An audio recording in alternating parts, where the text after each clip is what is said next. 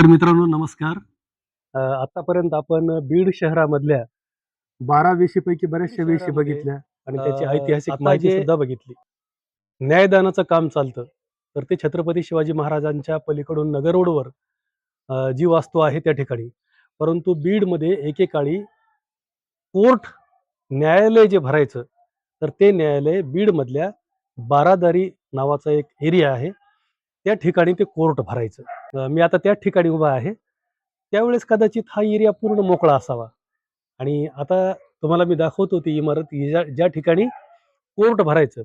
आता हे कोर्ट कसं भरत होतं, काय होतं, वकिलांना काय म्हणत होते त्यावेळेस आणि या बिल्डिंगचं काय ऐतिहासिक महत्त्व आहे, हे आपल्याला इतिहास तज्ञ सांगतील. पण मी तुम्हाला दाखवतो आता ही कोर्टाची बिल्डिंग कशी होती त्यावेळेसची. तर मित्रांनो आपण पाहू शकता, पहा ही ती बिल्डिंग आहे ज्या ठिकाणी बारादारी या एरियामध्ये कोर्ट भरायचं म्हणजे न्यायदानाचं काम चालायचं. कदाचित हा खूप जुना काळ असेल आणि त्यामुळं जुन्या काळातली ही बिल्डिंग आहे. आपण पाहू शकता कशा प्रकारे त्याची रचना आहे आणि हे पहा, ही किती सुंदर अशी इमारत आहे, ही बिल्डिंग आहे आणि हा बिल्डिंगचा खरं तर मागचा भाग आहे.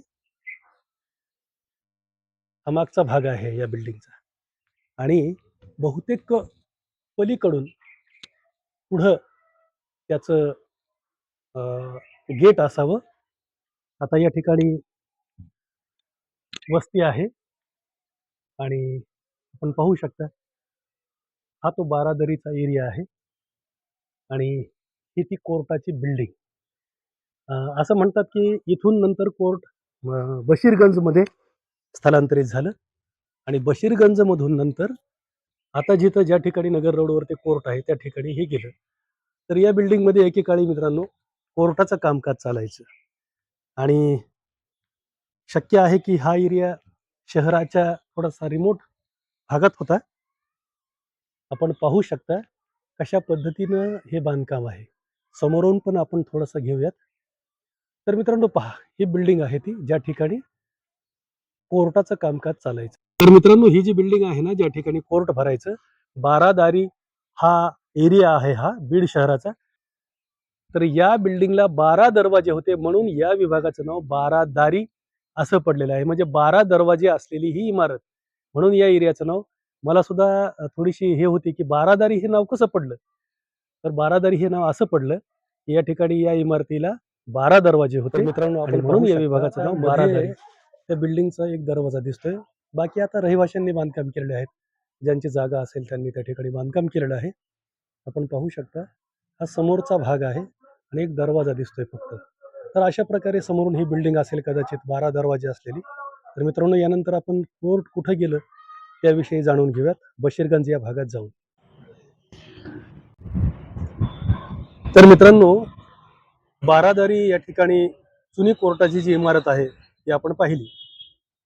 असं म्हणतात की त्यानंतर बशीरगंज, बीडच्या बशीरगंज या भागामध्ये नंतर ते कोर्ट स्थलांतरित झालं आणि त्यानंतर कोर्ट स्थलांतरित झालं बीड अहमदनगर रोडवर शिवाजी महाराजांच्या पुतळ्याच्या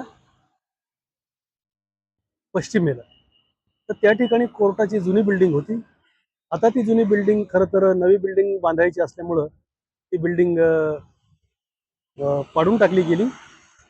पण जुन्या बिल्डिंगच्या पुढे सुद्धा एक कोर्ट होतं, एक कोर्ट बिल्डिंग होती आणि ती बिल्डिंग आता मी तुम्हाला दाखवतो आणि त्यानंतर नवी बिल्डिंग कोर्टाची. तर मित्रांनो आपण पाहू शकता आता ही जुन्या बिल्डिंगच्या नंतर बांधलेली नवीन कोर्टाची बिल्डिंग.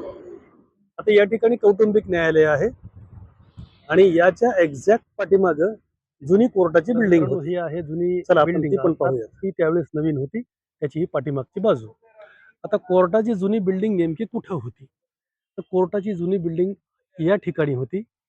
आता या ठिकाणी कम्प्लिटली ते जुनं बांधकाम जे आहे ते पाडून टाकण्यात आलेलं आहे. त्यामुळं आता या ठिकाणी गार्डन केलेलं आहे आणि मुख्य जी कोर्टाची बिल्डिंग आहे, नवीन कोर्टाची बिल्डिंग, तर ती बिल्डिंग पहा आता समोर दिसते. आपण पाहू शकतो जिल्हा व सत्र न्यायालय बीड. एकेकाळी बीड शहराच्या बारादारी या भागात सुरू झालेलं कोर्ट, जिल्हा व सत्र न्यायालय हे नंतर बशीरगंज या ठिकाणी गेलं.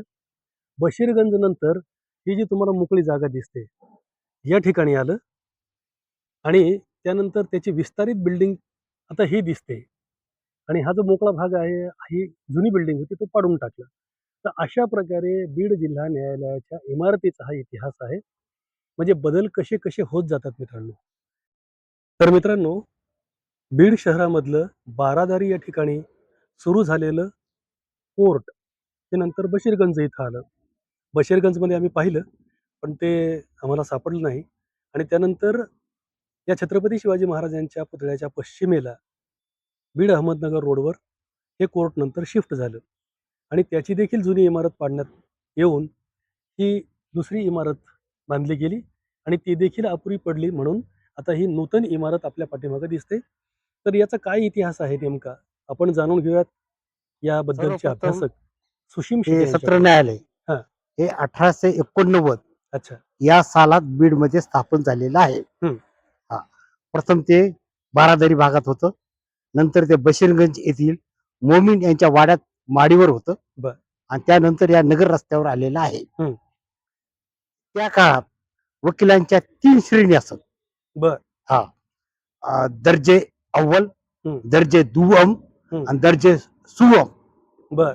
आणि त्या काळाच्या नियमानुसार हं. 4थी पास हं. किंवा 7वी पास ह्या व्यक्तींनाही या परीक्षेला बसता येत होतं. बर. हा म्हणजे वकिलाच्या. हा वकिलाच्या परीक्षेला. आणि त्याचा अभ्यासक्रम हं. हे आजच्या LLB तोडीस तोड असेल. बर. आणि ह्याच्यासाठी हं. दर्जे अव्वल आणि दर्जे दुय्यम साठी एक परीक्षा हं. आणि दर्जे सुय्यम साठी एक परीक्षा घेतली जात. हं. आणि ही परीक्षा हैदराबादला उच्च न्यायालयात घेतली जात. बर. आणि त्याचे परीक्षक हे उच्च न्यायालयाचे न्यायाधीश असत. बर. हा. आणि त्याच्यानंतर दर्जे सुय्यम परीक्षा पास झाल्यानंतर दर्जे दुय्यम आणि दर्जे अव्वल देता येत होती. अच्छा. आणि आणि दर्जे दुय्यम ची 7 वर्ष प्रॅक्टिस केल्यानंतरच हं. दर्जे अव्वलचा सनद तुम्हाला मिळत होती. अच्छा. ही त्या काळची पद्धत. हं. त्या काळात जे कायदे होते त्या जप्ते फौजदारी, हं. शराह शरीफ, बर. गस्ती निशान 53, हं. फतवा उस्मानिया हं. असे त्या काळचे कायदे होते होते. आणि त्यांचा अभ्यास करावा लागत होता. बर. त्या न्यायालयाचं वैशिष्ट्य म्हणजे त्या काळात न्यायालयीन व्यवस्था हं. आणि अंमलबजावणी व्यवस्था ही एकत्रच होती. बर. आणि न्यायालयाचे अध्यक्ष हे ब्रिटिश असत. अच्छा. हा. ब्रिटिश अध्यक्षाच्या खाली न्यायालयाचं कामकाज चालत असत. हं. हा. आणि ह्या काळात गाजलेले प्रसिद्ध वकील म्हणजे पुरुषोत्तम चपळगावकर, हं. पुन्हा पुरुषोत्तम गोडसे हं. आणि बौद्ध समाजाचे त्या काळचे केशवराव कांबळे हं. हे सुद्धा या ठिकाणी वकिली हा व्यवसाय करीत होते. बर. हं. हं. मग हे बारादारी एरियामध्ये जे आहे ते आता आम्ही पाहिलं की ती जी इमारत आहे कोर्टाची जुनी हं. त्याला 12 दरवाजे होते म्हणून त्याला बारादारी असं नाव पडलं. हं. बरोबर आहे का? हो. हं. हो. कारण आता मी विचारलं तिथं. हा. 12 दरवाजे अशासाठी हं. ज्यावेळेस जुन्या काळात हं. जे लोक म्हणजे काही कामानिमित्त तिथं मुक्काम करीत असत हं. तर त्या बारादरीचं वैशिष्ट्य म्हणजे त्यावेळेस त्याला ऍक्च्युली दरवाजे नसत. हं. फक्त मोकळ कमान असं. हा हा एक बरोबर आहे. मोकळी कमान ह्याच्यासाठी असं हं. की जर एखादा मोठा राजपुरुष हं. तिथे थांबला हं. आणि शत्रूने हल्ला केला तर त्याला तिथून पटकन निघून जाता यावं म्हणून ते म्हणून दरवाजे नसत. फक्त मोकळे दरवाजे असत. कमानी होत्या फक्त. नुसत्या कमानी असत. अच्छा. पण ज्यावेळेस तिथं कोर्ट तयार झालं त्यावेळेस तिथं दरवाजे वगैरे त्यांनी बसवले होते. हं. पण पण ते कोर्ट तिथं फक्त काही काळासाठीच होतं. हं. आणि त्याच्यानंतर ते बशीरगंज मध्ये हलवण्यात आलं. अच्छा. हं. आणि तिथून मग त्यांची इमारत तयार झाल्यानंतर हं.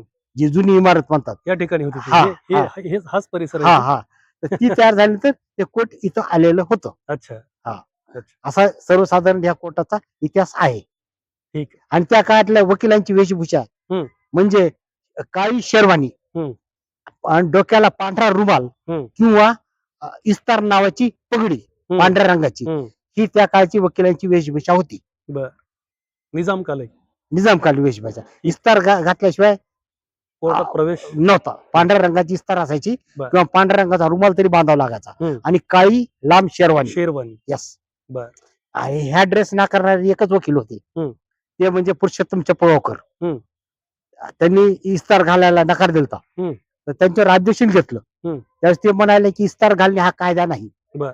मी ब्रिटिश लोकांसारखा कोट टायच घालणार. अच्छा, म्हणजे हा तेव्हापासून हा तर मग ते बंद त्याच्यामुळे झालं त्यांच्या त्याच्यामुळे त्यांना त्यांच्या राज्याचं ऑब्जेक्शन रद्द झालं. मग तर मित्रांनो, अतिशय उपयुक्त अशी माहिती सुशीम शेटे यांनी आपल्याला सांगितलेली आहे की जुनं कोर्ट कुठं भरत होतं, त्यानंतर ते कुठं स्थलांतरित झालं आणि त्यानंतर बीड अहमदनगर रस्त्यावर छत्रपती शिवाजी महाराज यांच्या पुतळ्याच्या पश्चिमेला ते नंतर कधी आलं आणि कसा कसा त्याचा विकास होत गेला, त्याची प्रोग्रेस डेव्हलपमेंट होत गेली. तर मित्रांनो, ही माहिती आपल्याला नक्कीच आवडली असणार, आवडेल. याबद्दल आपल्या प्रतिक्रिया आम्हाला निश्चित कळवा. धन्यवाद सुशीम शेटे यांचे. धन्यवाद. आपला ब्लॉग या ठिकाणी संपवूयात. नमस्कार.